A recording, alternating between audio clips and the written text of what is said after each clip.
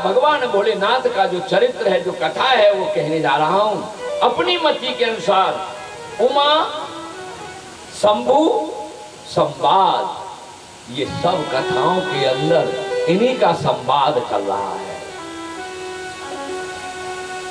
और इनके संवाद सुनने से ही लोगों का कल्याण होता है।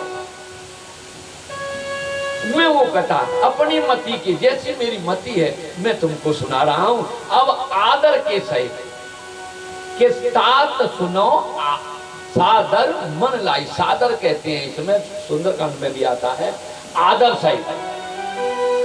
ये तात और तात शब्द जहां आ जाए उसमें मित्र, सखा, पुत्र, पिता, पुत्र पिता को भी कह सकता है, पितृ पिता मतलब पिता पुत्र को भी कहता है। तो याज्ञवल्क्य जी कहने लगे, हे तात, अब आदर के सहित और मन लगाकर ये भगवान की, जो भोलेनाथ की सुंदर कथा है, इसे मैं कहता हूं, मन लगाकर सुनो, तभी तो कल्याण होगा। कथा सुनने का भाव।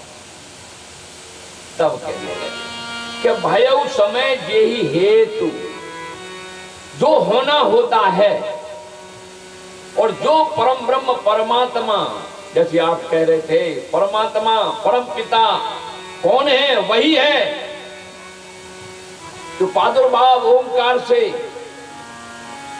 और जो नार जो कह रहे थे ज्योतिर, अरे ये ज्योतिर वही तो ज्योतिर्लिंग है, ये 12, ये वही है स्वयंभू।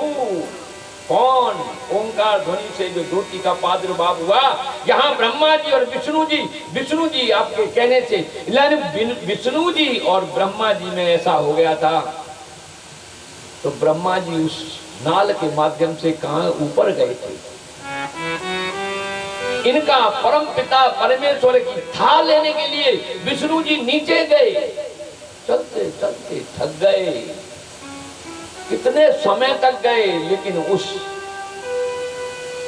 ज्योति का वो जो नाल थी कोई अंत नहीं मिला, थक गए। तो ब्रह्मा जी ने फिर वो केतकी बोलते हैं उसको, केतकी का वृक्ष और उसका पुष्प लिया।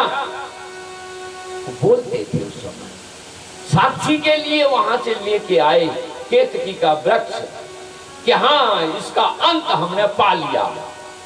अब परम पिता का अंत कोई नहीं पा सका। ब्रह्मा जी झूठ बोले। जब वापस आए, विष्णु जी भी थक के वापस आ गए, और जब भोलेनाथ परम पिता के पास आए, उन्होंने बोला कि हमने, ब्रह्मा जी ने बोल दिया कि हमने अंत पा लिया, और साक्षी में केतकी के पुष्प को भी ले आए। उसने साक्षी पूरी। अरे उनसे क्या छुपा है कि ब्रह्मा जी झूठ बोल रहे हैं। देखा, ब्रह्मा जी के लिए श्राप दे दिया उसी समय परम पिता परमेश्वर भगवान भोलेनाथ ने कि तुमने यहां ये झूठ बोला है, अब सृष्टि पर तुम्हारी, जहां कहीं भी नाम लिया जाएगा तुम्हारी पूजा, कहीं मंदिर, कहीं मतलब वो पूजा में महत्व तुम्हारा नहीं रहेगा। तो उनकी ज्यादा, ब्रह्मा जी के ज्यादातर ये देखने में भी आता है कि उनके स्थान ब्रह्मा जी के, लेकिन विष्णु भगवान तो लीलाधारी, उन्होंने तो कुछ बोला नहीं ना, तो मैं तो थक गया, मुझे तो अंत मिला ही नहीं है। तो वो जो ज्योति परम पिता परमेश्वर भोलेनाथ शंकर जी की, ये 12 ज्योतिर्लिंग, उन्हीं का ये प्रादुर्भाव वहीं से है। उस रूप में हमें दर्शन। अब यहाँ के बाद तो फिर मनु स्मृति और इस पुराण में, अरे मैं तो क्या, कितने जन्म निकल जाएं, जब पढ़ने लगते हैं देखने तो देखते रह जाओ, अथाह सागर है, वर्णन कैसे कहाँ तक होगा।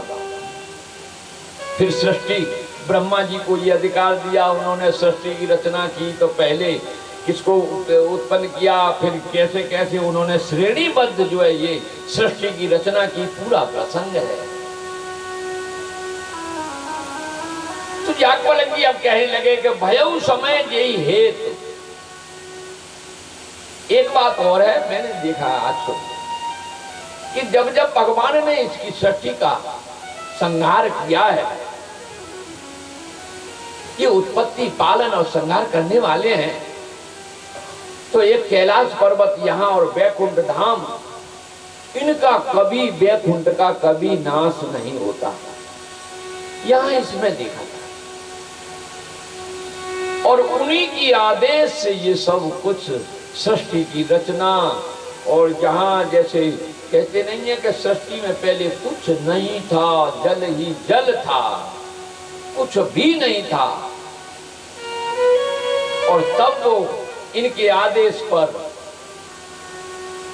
और वो अंडाकार, उसमें से फिर इनकी उत्पत्ति, वो वर्णन। लेकिन अब हमें कथा भगवान की आगे वो इतने तो फिर कहाँ मैं पहले कह चुका हूँ, वर्णन करने में समर्थ। तो अब ये कह रहे हैं कि भयउ समय ये हेतु जय और सुन मुन मिटे विषाद, के जो सज्जन, जो भक्त, जो श्रोता और वक्ता भगवान की इस कथा का जो श्रवण पठन जो करेंगे, तो उनके समस्त विकार और विषाद और कलेश समाप्त होते हैं। तब कहने लगे कि एक बार की बात, त्रेता युग में भोलेनाथ, और जब तक हमने बुलाए वहां अगस्त ऋषि के आश्रम पर पहुंच गए, भोलेनाथ समुद्र पर आ गए हैं। तो कैसे आए कि संग सती, भोलेनाथ अकेले नहीं आए, संग सती जग जननी भवानी और पूजे ऋषि अखिलेश्वर जानी।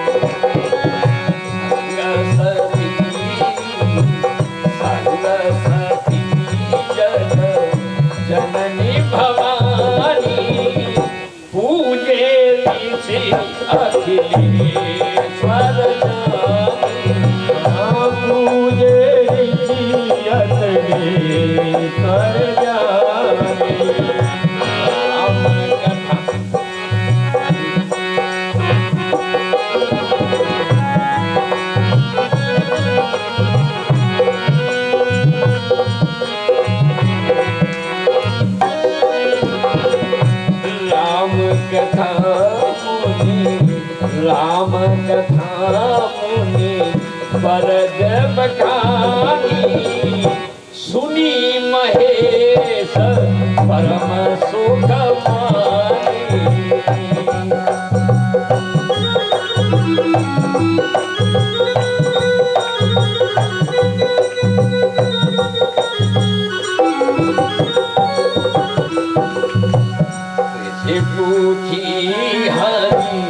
ऋषि पूछी हरि भगति सुहाई, कही सबको अधिकारी पाई।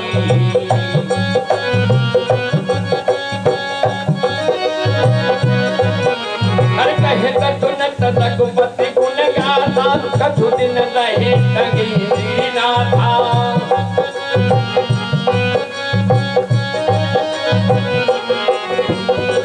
मुनि सन बीता मांगी त्रिपुरारी, चले संग